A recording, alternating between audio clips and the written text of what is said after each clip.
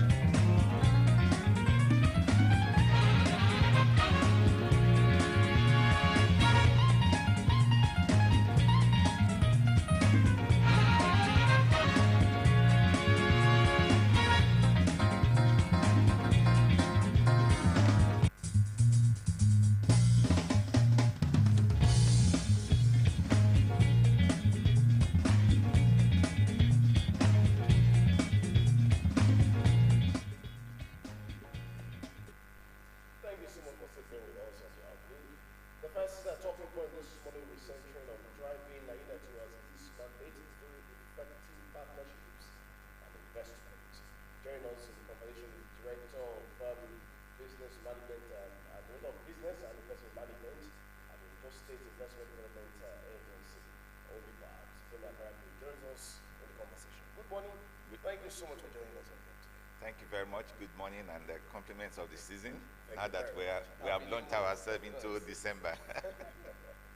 Well, tongues are wagging about the rate of development in Ondo State. And ODIPA comes at the center stage of this conversation when issues of partnership with investors come to frontline. I'd like to know what exactly has been the firmament as far as investments, driving investments in Ondo State is concerned, especially the issue of the $50 billion refinery and free trade investment in Ondo State, something that has come. What exactly is it? Thank you very much and good morning to the viewers at home. I think we're in an exciting season in Ondo State and I want to congratulate all of us. The efforts over the years are yielding fruits now and the landscape is going to be transformed significantly in the few coming years. So that's the reason why I want to say congratulations to all of us. The Ondo State Ondo State Development and Investment Promotion Agency, ONDIPA, which has been at the forefront of this, we are no scammers. And you can bet that given the number of people within the system and within the government itself who are aware of all that is going on, especially His Excellency Dr. Lucky Orimison Ayedatiwa, is not here to scam Ondo State indigenes. And because whatever it is, as our people will say that if a lie goes for 20 years, truth will catch up with it one day. And when that happens, the shame will be too much for anyone to bear, especially when you're looking at a state like ours. So everything that we do when it comes to investment, we make sure that we thoroughly vet before Thoroughly vet? thoroughly vet. You're looking straight into this camera, and the people from Ondo State are watching. How well have you, or what level of due diligence you've been able to do? $50 billion. Well, I'll is come no to small that. money. I'll come to that. You know, when we started in Ore, people said it was not going to be possible. Ore started with 50 people. Today, we're counting about 4,000 people. Nobody thought, in terms of job opportunities for people of Ondo State, from 50 people to 4,000 people, people thought it was not going to happen when it also started. They said the Chinese, they will defraud, they're not going to be good partners and all those stuff. But they've been waxing stronger and stronger and stronger. Just about 2 or 3 weeks ago, Mr. Governor hosted the Minister of Petroleum Resources, Gas, who went to the Ore Industrial Park at the Ondo Leyin to see the ongoing work on the methanol, the very first methanol production plant in the country, you know, and that's still going to be expanded further. It was a scam, so they said when Leyin was going to start, but today it's a reality. Now let's go to the refinery. 50 billion. Yes, for anybody who has in this climb, they will feel 50 billion is such a huge amount. How can it come to those states? Can anything good come out of Nazareth? And our words in Ondo State, in ONDIPA is come and see. Let me break it down a little bit, because people tend to compare, oh, Dangote did this for 20 billion. In reality, it's more than 20 billion. And this one is not just a refinery. You're talking about the refinery, you're talking about the development of the free trade zone, you're talking about all the other infrastructures that will support the development of the free trade zone itself. So you have to build roads into that place. Of course, the government itself has committed itself to constructing some of the roads. Dr. Lucky Orimison Ayedatiwa has already made that pledge to the investors, but they also need to do a lot of other things. So that fund, that when people hear 50 billion, it's not just on refinery alone. It's on the refinery, it's on the free trade zone development, and some other companies that will come into the free trade zone by themselves, and in addition to the infrastructure that will support. And that is our partner, the Sunshine Incorporated. Ondo State government is not putting Ondo State government is putting down the land for the free trade zone. The free trade zone has already been acquired by, it sits on a 2,771 hectares of land, which we already have the license for free trade zone for. So we are not contributing anything extra, so to say, into the investment. The investor themselves are bringing their fund. And don't forget, off the free trade zone is also the deep sea port. All right, so the deep sea port is coming, and they see this, and they say, look, we have to run, get our refinery in place, put the free trade zone in place, so that companies can start coming in there to take advantage of both the free trade zone and the deep sea port. But in order to be able to do that, you don't want the kind of congestion that is taking place in Apapa today. So they have to invest as well in the infrastructure that leads in and out of the free trade zone to connect the rest of the road networks in Ondo State, and of course in, so to say, Nigeria, because goods that are going to be coming to the free trade zone for processing, for instance, they have to come from interland, or when some of them have been manufactured there, a lot will go into export, but some have to go into the interland.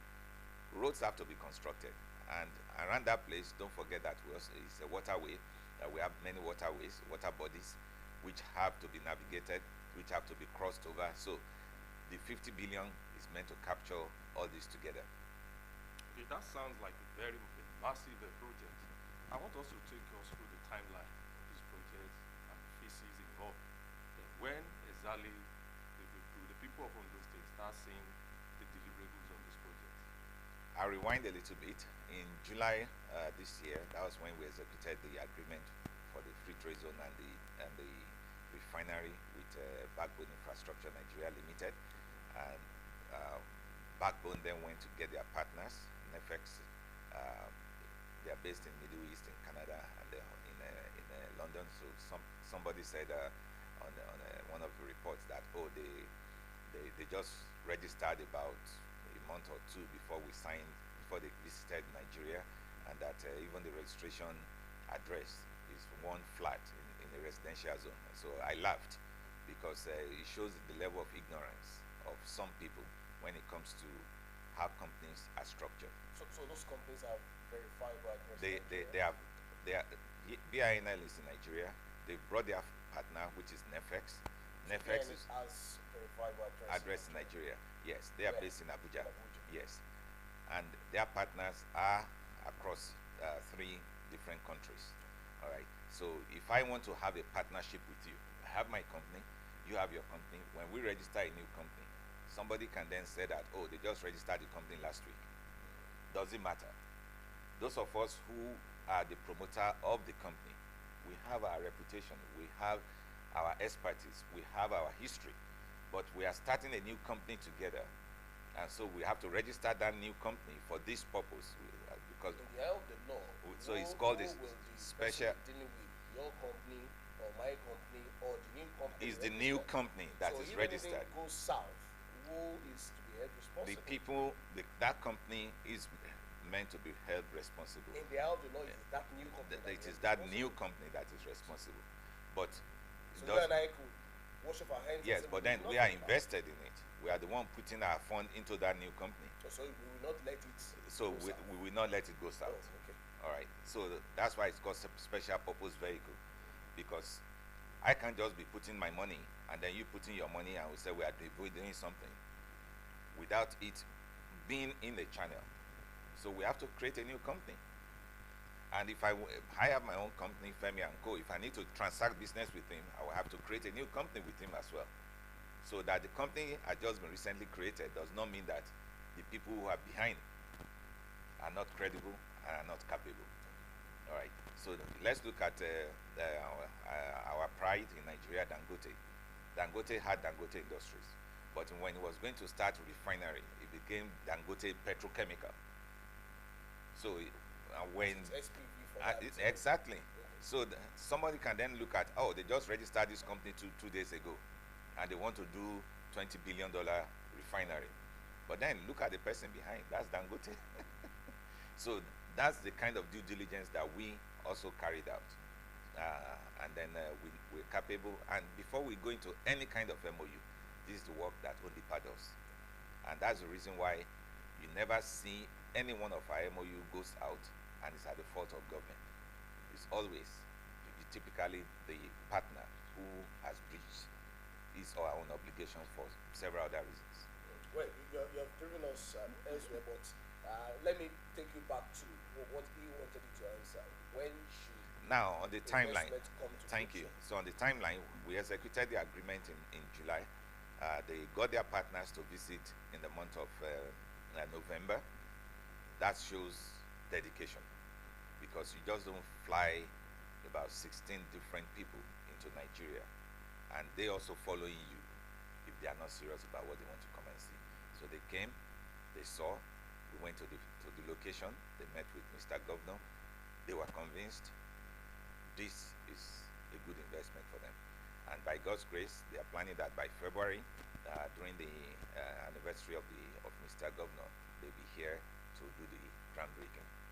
The groundbreaking, yes. So, and with all the engineering design and things that will follow, they expect that within 24 months after that, we should have an operational refinery. You did make an assertion at the time that no MOU goes south and then it's the fault of government. It's always maybe from the investor. That brings us to what to inquire. Who allowed the investment of the powdered egg factory to go south? There's also one investment, if you remember, you've been in Ondipa for long. Femi Akayakri is synonymous to Ondipa, so you know this investment. It's a privilege. A auto assembly plant that's supposed to be along Ondo Road. It went south. What exactly is going on with those investments and very many others like that? What is the commitment that this new one will also not go south and we blame it on the investor? All right, thank you very much. On the auto assembly plant, an MOU was never executed because Or we Ondipa. gave out land? No, we never gave out land. So we Groundbreaking occurred. maybe I don't know what that one is, because the one that we know, when we were doing our due diligence, we saw that the capability of the investor to bring it to pass is not real, and so we did not execute an MOU. The other one where you said there was a groundbreaking, I don't think I know about that one. But for the one that Ondipa handled, we never did because we didn't see how capable. So no land was No allocated. land was allocated. Okay. We finish our due diligence. We let people know we can make land available. Land is not our problem, but we must make sure that when we give you land, work is going to start. And typically, what we do is give us a schedule of your activity from the day we give you land. Tell us what will happen in 3 months, tell us what will happen in 6 months, and in 1 year until the project is completed. And in actual fact, in our agreement, we usually put a clause there.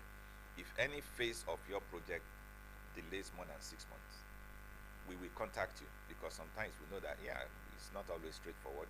There might be challenges. Let's see how we can help out, if it's something we can help with. But where we cannot help you, and you are not still forthcoming, 3 months after that 6 months, we have it in our agreement that the agreement automatically terminates and the land reverts back to the government. We don't need to write you. So what happened to the Now, egg factory? on the egg factory, Ondo State is highly invested in that. And what we are now doing is, we've asked them, because additional funds are being requested, either as loan or equity and contribution from government. But we now say, look, you are a company, all right?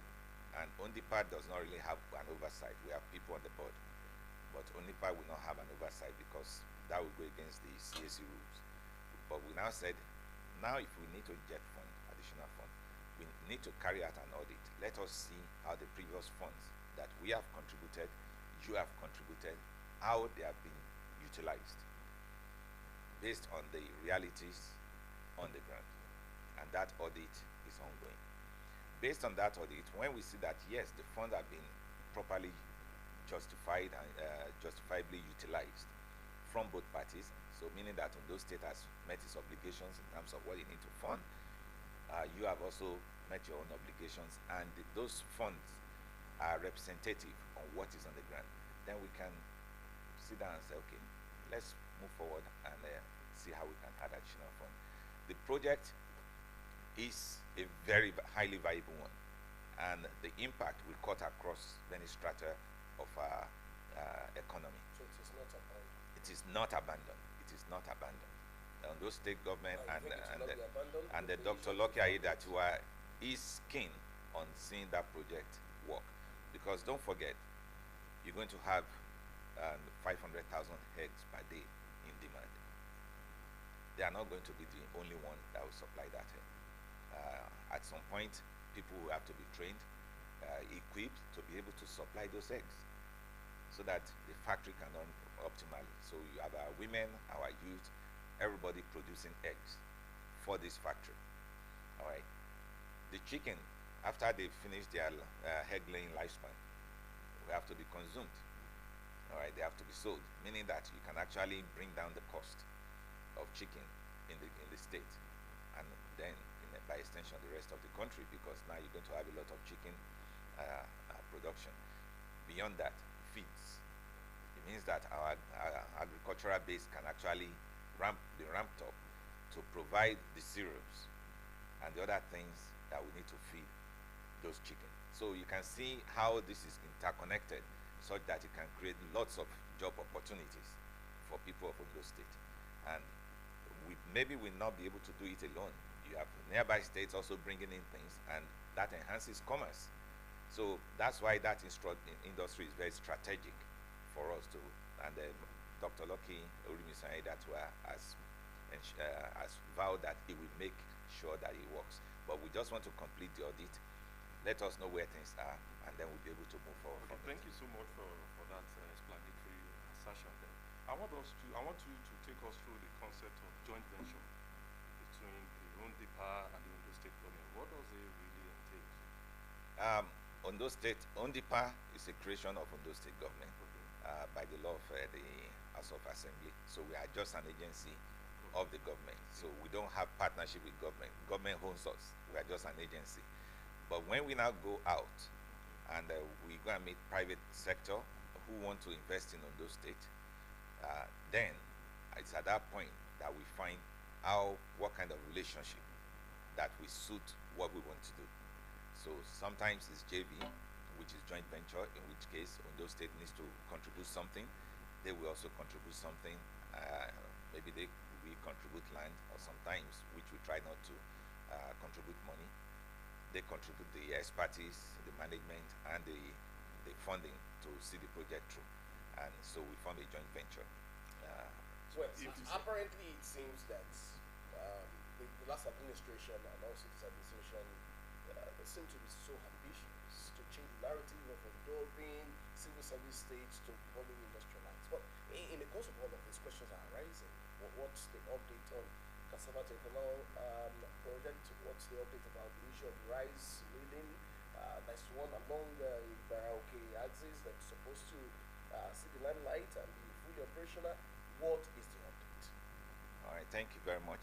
So again, like I said earlier on, the fault in the past, people were always afraid of having joint venture with the state government, because they would say government will default. But since ONDIPA, we have not had any moment where it is the government that defaulted. Let's take the cassava to ethanol factory, which was meant to be. Permit me before you continue. Yes.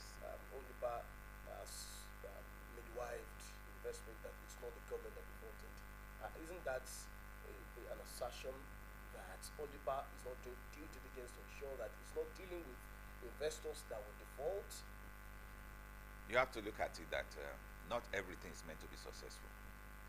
But in ONDIPA, we measure our progress. And today, more than 70% of our MOUs are successful. All right, more than 70% of MOUs are successful.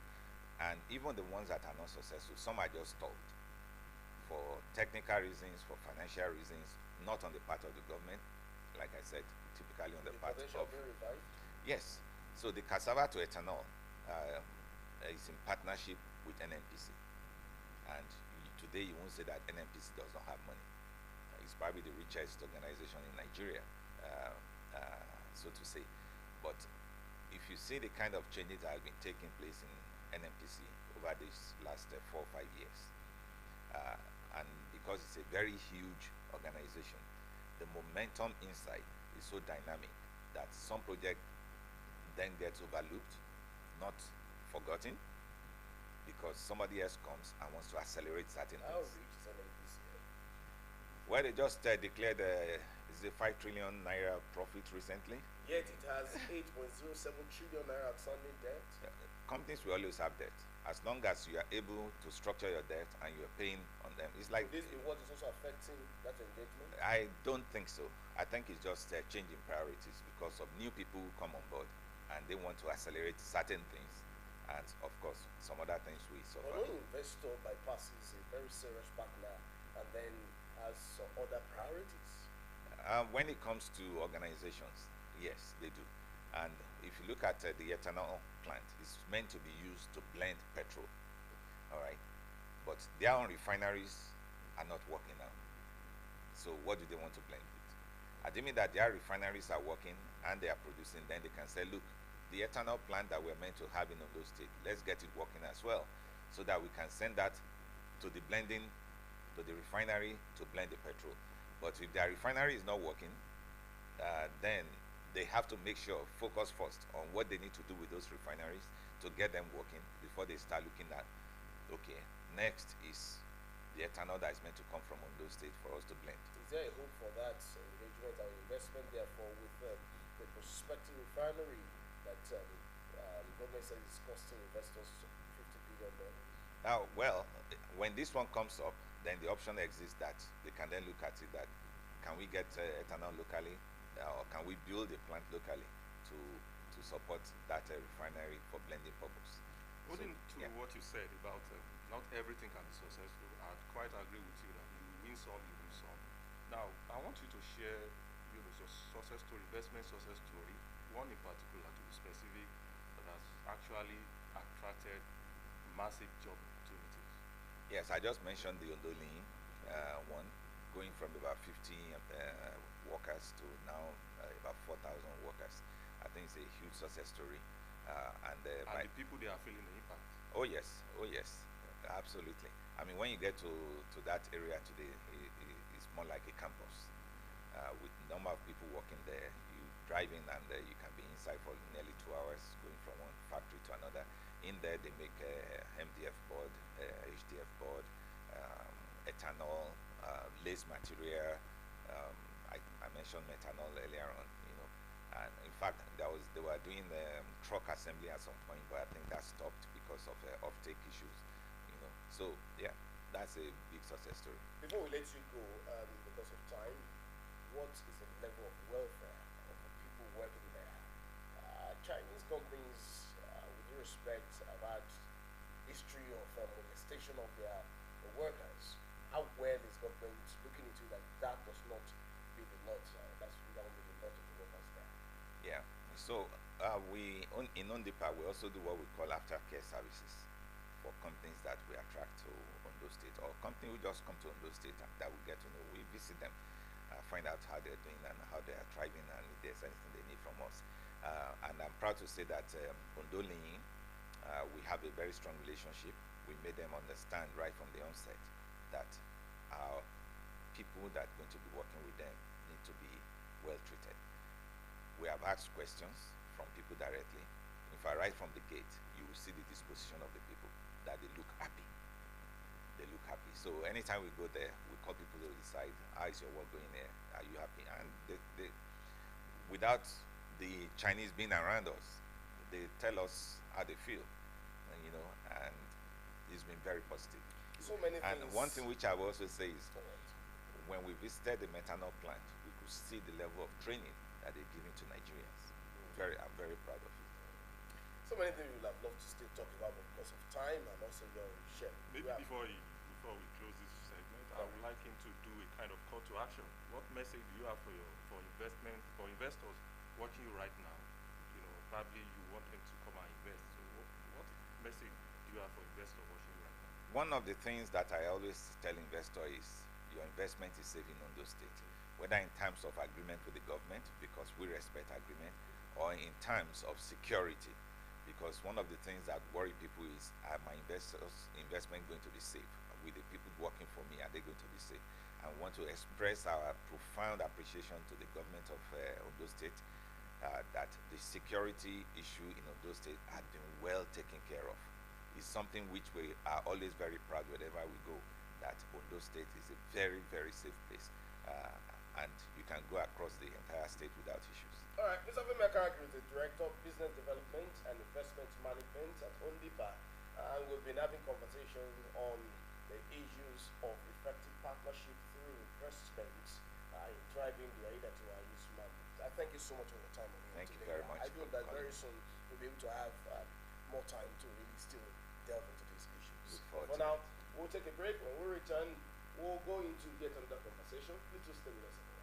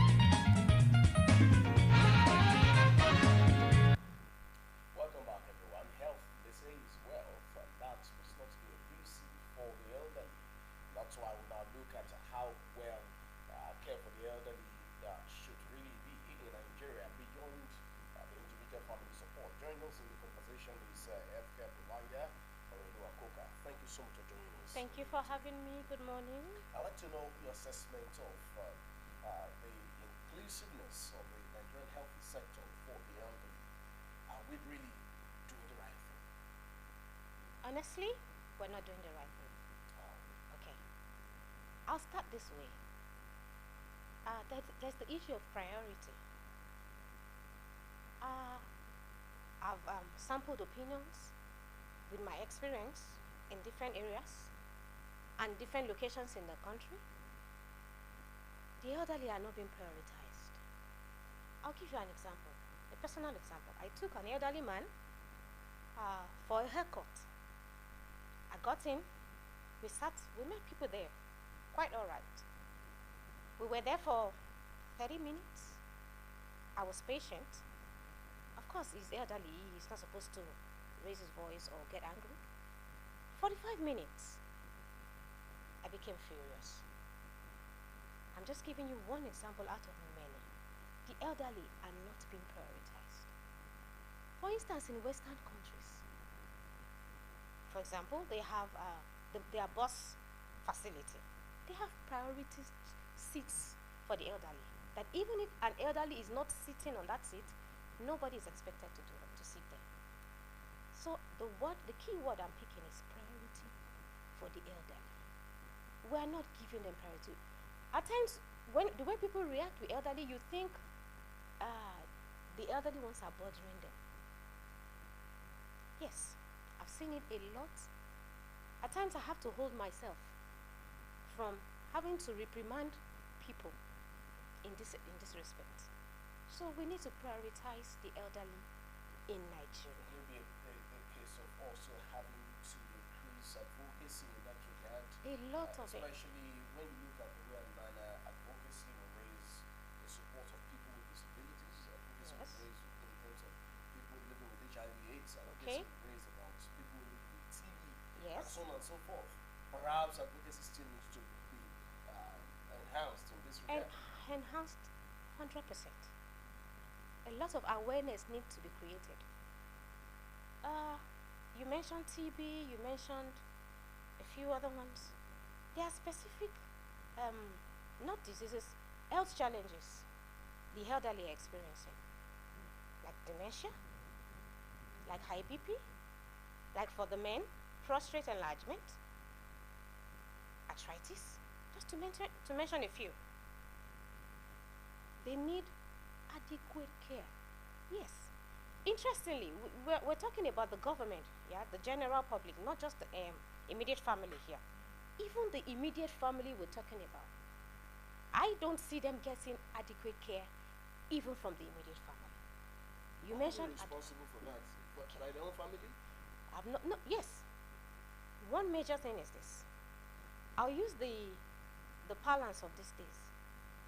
Most people have traveled out, relocated. Children, majority of them have. If you mention 2 families, at least one of the family members would have traveled abroad. And in the last, can I say 5 years, that's the quality of family members around the elderly are no longer there. So most of the children are abroad, they're not available. And those around are just friends and family who, I'll use the local parlance, hustling. So they wake up in the morning, perhaps they try their best to prepare breakfast, and they're out, they leave the elderly. Most of these elderly people live sedentary lifestyles. And this alone can affect the mental health in a very massive way. Interestingly, you've talked about this, that the family members may not really be there Yes. for their elderly ones. Yes. But, given the economic situation, I believe you are familiar with the slogan, age with dignity. Yes. So given the economic situation of the country, everybody wants to get involved in one or two things or the other, leaving the elderly ones alone Yes. to cater for themselves. So maybe the focus should now be on creating the system Okay. that works beyond family support. How do we Okay. do that? Now, first of all, everyone around should see. I live in with elderly people in the neighborhood. I should have a sense of responsibility towards them. Let's start from there. It doesn't have to be, I don't have to be their immediate family members. I don't have to be their blood relatives. We grew up with, you are somewhere, you enter a space and you are seated and an elderly one comes in. The mindset is to get up, let them sit down. I don't see that anymore. Let's start from there.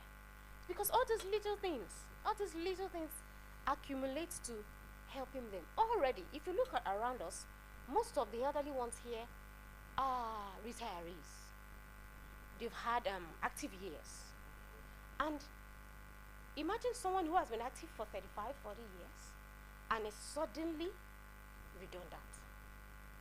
The mind begins to regress gradually, and that can cause dementia.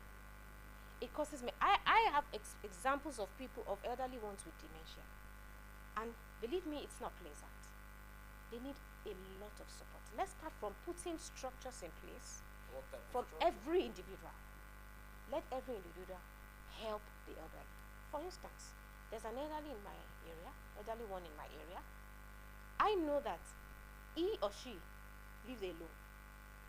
They have care people who sometimes take advantage of them. Those of us that live around them, let's start from there. We're not nosy. No, we're not nosy. We are caring. Because we know that sometimes abroad, thank God for African lifestyle, there are times abroad that elderly people have died in their houses for 3 days. Nobody noticed. Because there's no care for family. But if it has to do with taking them to hospitals, taking them to care, the facility, that's perfect. They do a lot of that. Which means anyone who doesn't want to be in the facility, by their judgment, has chosen to stay by themselves. But here, a lot of people cannot afford care facility. For instance, when they go to hospitals for checkup, let's give them priority. Even those of us that are adults, not elderly, let's give them priority. Unless it's an emergency. Once an elderly is in a hospital for checkup, whatever reason, let's give them priority. First What of are all, the other structures you think could be put in place to better the lives of the elderly, especially in terms of healthcare? okay, let's do this. We have care providers. For the elderly who desire to stay in the comfort of their homes, let's give them care providers. Yes, we have care providers who, some are living, some they do domiciliary. Domiciliary is when the provider visits in the morning, does personal care, administers medication, prepares their meal tailored to their health challenge. Because there are many elderly people with health challenges, and the kind of diets they have is disturbing. That's the word I'll use. It's disturbing. Some of them, there's no, the normal 30 minutes, normal work, not even brisk work in the morning, that can help, is highly therapeutic, that can help the mind.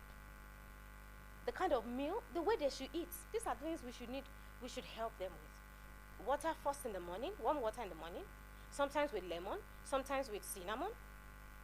These are the kind of things we need to inculcate into their lifestyle. After that, fruits on empty stomach. These little tips help the elderly. Sometimes we just take them out. That's the point of the care provider. We just take them out. Let me use the word, it could be sightseeing, it could be window shopping. These things are therapeutic. They know that they are vulnerable. So we are the ones who should come in to support them. Those are all these you mentioned, going by standard practice, Yes. that should be at the international level. But let's come down to Nigeria. Not international How level. accessible is Healthcare.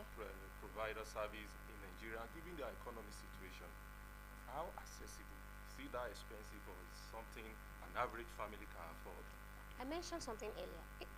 Quite a number of the elderly ones around here, quite a number of them have children in diaspora who would willingly afford to take What care. about Those that are here, there can be discounts for them. Yes, there can be discounts. There are healthcare facilities around. There are healthcare providers with skills. I know quite a number of people. I have a particular one who worked with an elderly man till his demise. She was there till he took his last breath. We have people here, and it's affordable. Quite a number of people get discounts because they are a priority. I'll go back to that word. We must give them priority because these are their last days. Already in their mind. That's why we hear some of them saying they are tired. That's why we hear some of them saying, let them even go. It's not because they have it. Some of them it might not be the health issue. It might just be because the environment is not conducive anymore for them. And we are here to make it conducive. They have care providers who give discounts. How well are these care providers also collaborating with government agencies? For example, the Ministry of Health. Okay. There are also other agencies Yes. under it Yes. where such collaborations could come to fruition for the advantage of this elderly. How well it is happening? Truth is, it's not too well. Yes, it's not too well. Whose fault? Okay. Yeah, I can say that in some way, the care providers might not collaborate with the government adequately. Yes. To be fair, the care providers are not collaborating enough. For whatever reason, perhaps it could be funding matters. The issue of funding could be one of it. The issue of the process. You know, in this country, there's a lot of process in everything we do. And which is good. Process is right, because that's the only way you can ascertain quality and authenticity.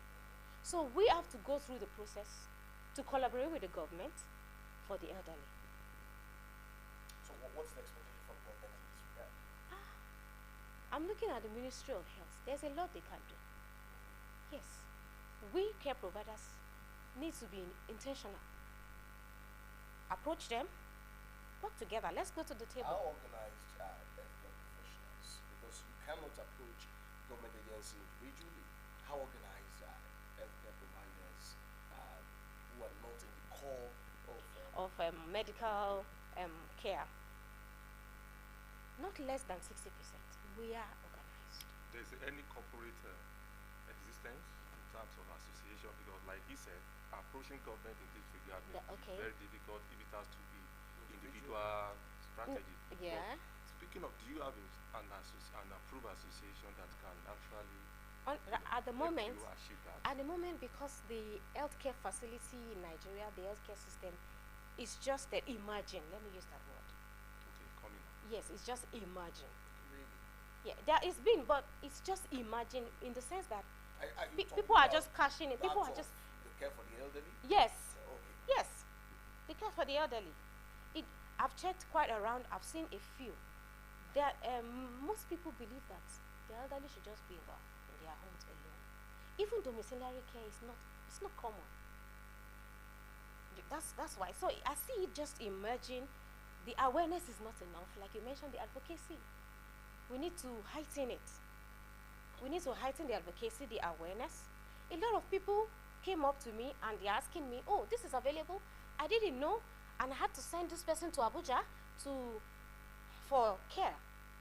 So advocacy and awareness is important. And as we are emerging, the body must be created.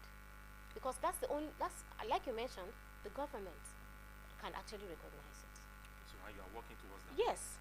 Now, I believe you are a professional in this field, and you must have seen a lot over there in abroad and overseas in developed nations.